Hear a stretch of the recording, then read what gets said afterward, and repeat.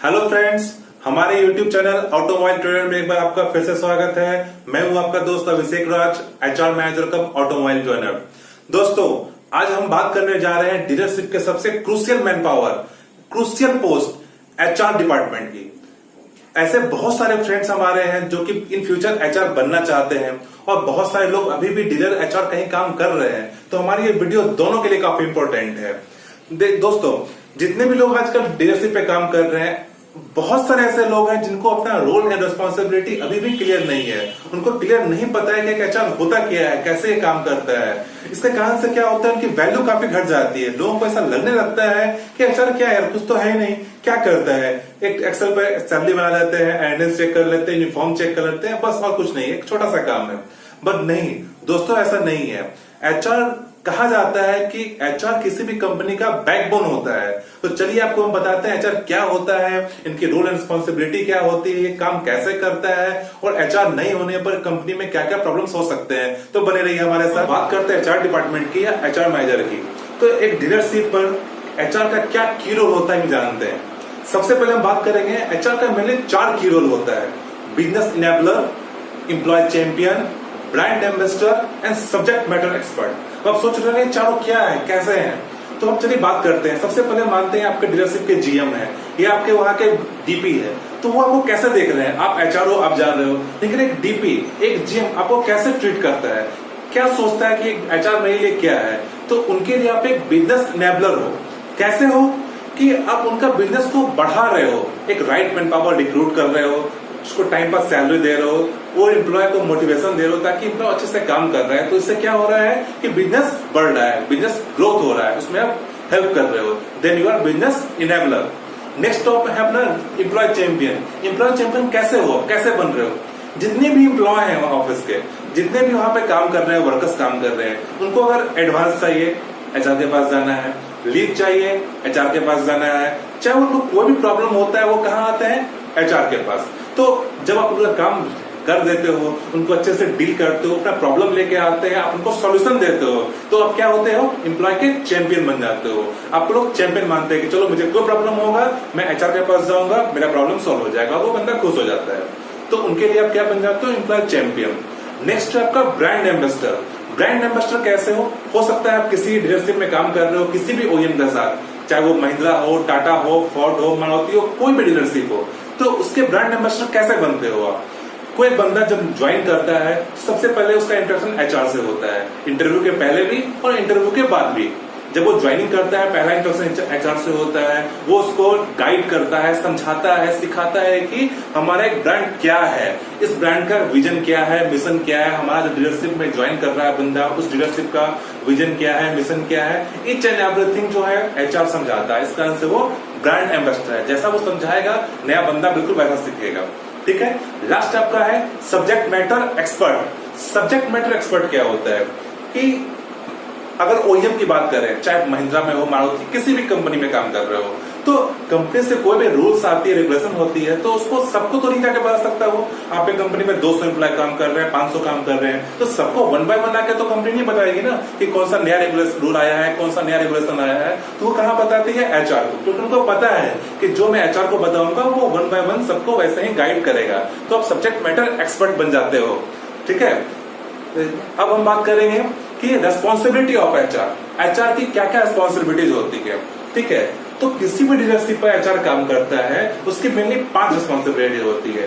पहला रिक्रूटमेंट, दूसरा ट्रेनिंग, तीसरा रिटेंशन, चौथा सैलरी एंड कंपेंसेशन एंड आखिरी और 5वां सर्टिफिकेशन।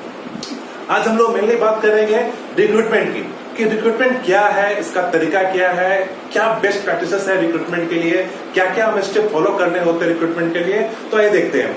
रिक्रूटमेंट का पहला पॉइंट है रिक्रूटमेंट एंड सिलेक्शन एंड दूसरा ऑनबोर्डिंग। ये दोनों काफी इंपॉर्टेंट है। रिक्रूटमेंट एंड सिलेक्शन प्रोसेस की हम बात करें तो सबसे पहला पॉइंट हमारा आता है रिक्रूटमेंट प्लानिंग।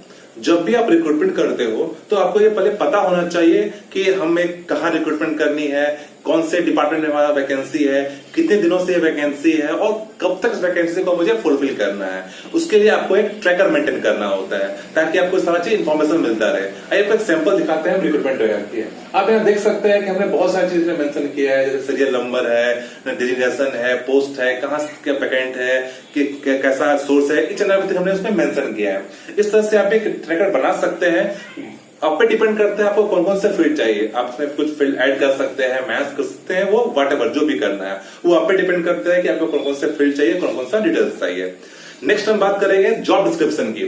जॉब डिस्क्रिप्शन बहुत ही इंपॉर्टेंट रोल करता है। जब भी आप ऐड डालते हो, अगर आपने जॉब डिस्क्रिप्शन नहीं डाला है तो क्या है कि आपको पता नहीं चलेगा कि भैया कि कैसे कैसे मुझे इंटरव्यू लेने हैं, कैसे कैसे मुझे रिज्यूमे चाहिए। कोई भी आप पर अप्लाई कर देगा क्योंकि उनको भी नहीं पता ना कि आपको एग्जैक्टली क्या चाहिए। ठीक है, तो इसके जॉब डिस्क्रिप्शन डालना बहुत ही इंपॉर्टेंट होता है। जॉब डिस्क्रिप्शन इतना इंपॉर्टेंट है कि इससे आपको काफी फिल्टर होकर एम्प्लॉय मिलता है। जैसे सपोज दैट आपको क्या क्या चाहिए, आपने सब कुछ डाल दिया है, तो क्या है कि जब वो बंदा पढ़ेगा कोई भी उसको कि हाँ भैया वैकेंसी आई है, इस पोस्ट के लिए आई है, इतना वैकेंसी है, ये क्वालिफिकेशन चाहिए, कोई एक्स्ट्रा क्वालिफिकेशन चाहिए, एजुकेशन चाहिए, तो क्या होगा कि वो वहीं पर फिल्टर हो जाएगा, वही बंदे अप्लाई करेंगे जो कि इसके लिए एलिजिबल होंगे। आइए अब एक सैंपल दिखाते हैं जॉब डिस्क्रिप्शन का। ये देखिए हमने बनाया हुआ है कि ये डिजिटल मैनेजर के प्रोफाइल के लिए हमने क्या क्या मेंशन किया है इसमें। पहला चीज है job type, job location. Job type में क्या होता है आपका कि जॉब आपका परमानेंट है, कॉन्ट्रेक्चुअल है या फिर टेम्पोररी है, जो भी है आप उसमें मेंशन करते हो।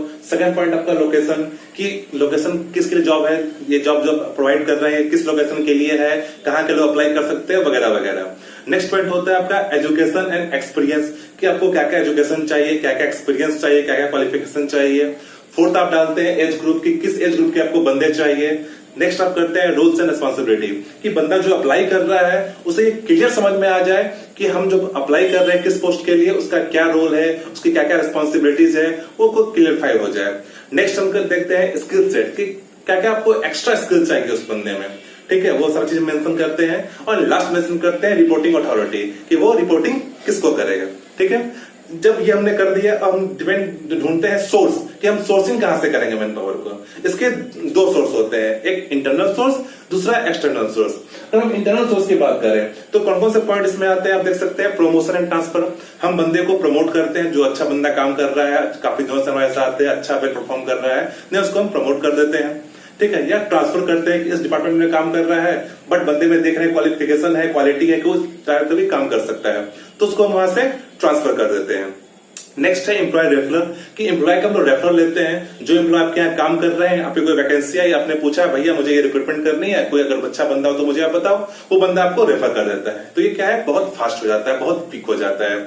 नेक्स्ट आता है प्रोमिनेंट कस्टमर रेफरल्स, कि बहुत सारे ऐसे कस्टमर होते हैं, आप उनसे भी रेफर ले सकते हैं। कि कोई अच्छा कस्टमर आपका है, आपने उसको बताया कि भाई हमारे यहाँ वैकेंसी चल रही है, तो उसकी नजर में कोई बंदा है तो उसने आपको रेफर कर दिया।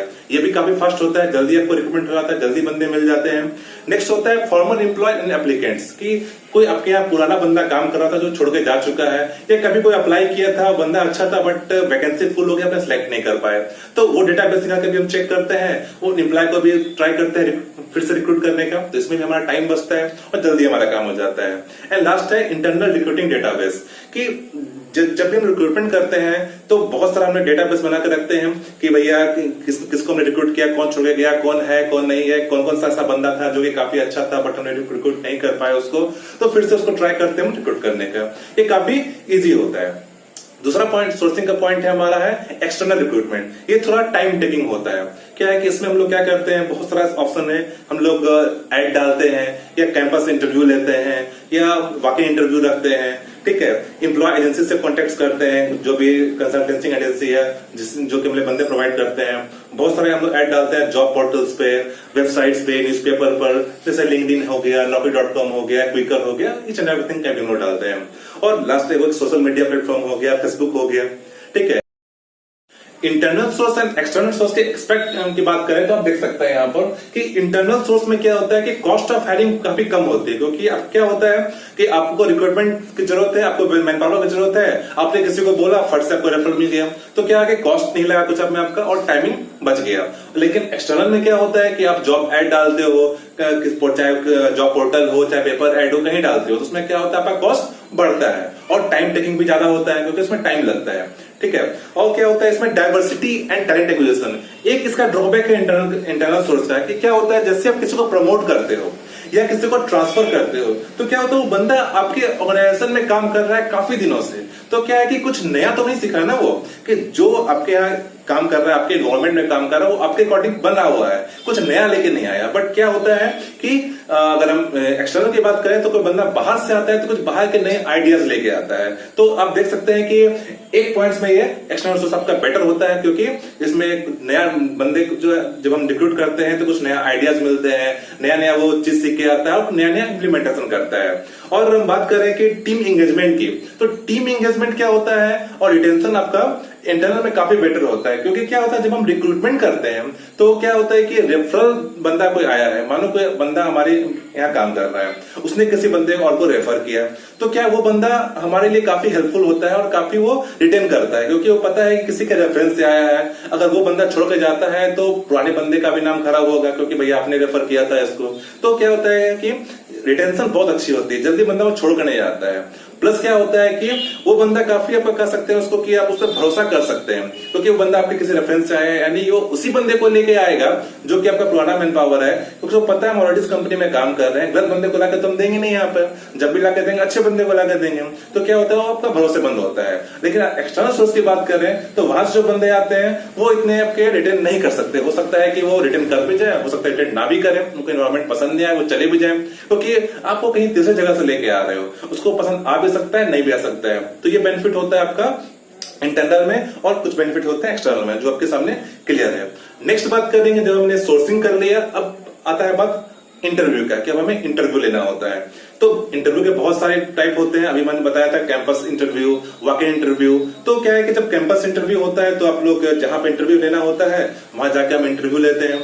बट वॉक इन इंटरव्यू में क्या होता है, हम एक जॉब एड डालते हैं, लाइक जॉब पोर्टल पे, पेपर पे, कहीं भी एड डालते हैं और एक डेट डालते हैं किस दिन हमें इंटरव्यू लेना है, उस दिन हम सारा प्रिपरेशन करके रखते हैं, बंदे आते हैं और इंटरव्यू लेते हैं। आप एक सैंपल देख सकते हो कि वाकई इंटरव्यू का हमने प्रोसेस बनाया है, एक कौन कौन सा स्टेप इन्वॉल्व होता है। सबसे पहले क्या होता है आपका, जब आपको इंटरव्यू लेना है वाकई, तो आपको एक डिफाइन करना होता है जॉब डिस्क्रिप्शन, कि आप कहीं ऐड डालोगे पहले कि भैया हमारे यहाँ वैकेंसी है, इस डेट को, इस तारीख को इंटरव्यू होगा, इस टाइम में आपको आना है। दूसरा होता है कि आपको डेट जो आप डालते हो उसमें एग्जैक्टली कि भाई किस दिन आपको आना है जॉब इंटरव्यू के लिए, डेट, टाइम, वेन्यू सारा चीज में क्लियर रहता है। ठीक है, और एस्टिमेट करते हो उसके लिए, अरेंज करते हो वेन्यू के लिए कि आज मानो मुझे इंटरव्यू लेना है, तो मुझे सुबह से प्लानिंग करनी होती है पहले कि आज मैं जाऊंगा, कितने बंदे हमारे पास आएंगे, कितने रिज्यूमेज आए हैं, कितने कॉल्स आए हैं, कौन कौन से लोग इंटरव्यू में बैठेंगे और कितने टाइम से इंटरव्यू मेरी स्टार्ट होगी, वो इंटरव्यू के प्री इंटरव्यू मुझे क्या क्या प्रोसेस करना है, पोस्ट इंटरव्यू क्या क्या प्रोसेस करना है, तो सारा प्लानिंग हम करके रहते हैं। एंड लास्ट में क्या होता है, इंटरव्यू स्टार्ट होती है, हम लोग इंटरव्यू लेते हैं एंड सिलेक्शन करते हैं। ठीक है, इसके बाद आता है लास्ट, आपने रिक्रूटमेंट ट्रैकर बना लिया, रिक्रूटमेंट प्लानिंग कर लिया, आपने सोर्सिंग भी कर लिया, आपने इंटरव्यू भी ले लिया, आपने सिलेक्ट भी कर लिया। लेकिन अब क्या है कि जब हम लोग सिलेक्ट करते हैं उसके पहले एक टॉपिक आता है हमारा वैलिडेशन एंड फाइनल ऑफर, कि जब उसको हम जो है वैलिडेट करते हैं पहले, तब उसको फाइनल ऑफर करते हैं, क्योंकि हमने किसी को सिलेक्ट तो कर लिया लेकिन वो बंदा अच्छा है कि नहीं है, उसकी इंटीग्रिटी इशू तो नहीं है, जिस कंपनी में लास्ट वो जॉब कर रहा था वहां सब कुछ सही है कि नहीं है, ईच एंड एवरीथिंग पहले हम लोग चेक करते हैं रेफरल, देन आफ्टर उसको हम लोग फाइनल ऑफर करते हैं ज्वाइनिंग के लिए, एक ऑफर लेटर से सेंड करते हैं। तो आज के टॉपिक में हम इतनी बात करेंगे, ज्यादा वीडियो को मैं लंबा नहीं करूंगा, और आप लोग वेट कीजिए हमारे नेक्स्ट वीडियो के लिए। नेक्स्ट वीडियो हम इसके आगे बताएंगे कि रिक्रूटमेंट प्रोसेस के बाद आगे क्या प्लान होती है और एक एचआर क्या क्या करता है, क्या क्या उसके काम होते हैं, हम लोग बिल्कुल विस्तार से बात करेंगे। ओके, तो दोस्तों अगर आपको हमारा वीडियो पसंद आता है तो लाइक करना ना भूलें, और अगले वीडियो में बने रहने के लिए सब्सक्राइब चैनल को जरूर करें और बेल आइकन को दबाएं ताकि हमारा वीडियो सबसे पहले आपको दिखे। Okay, thank you, bye bye.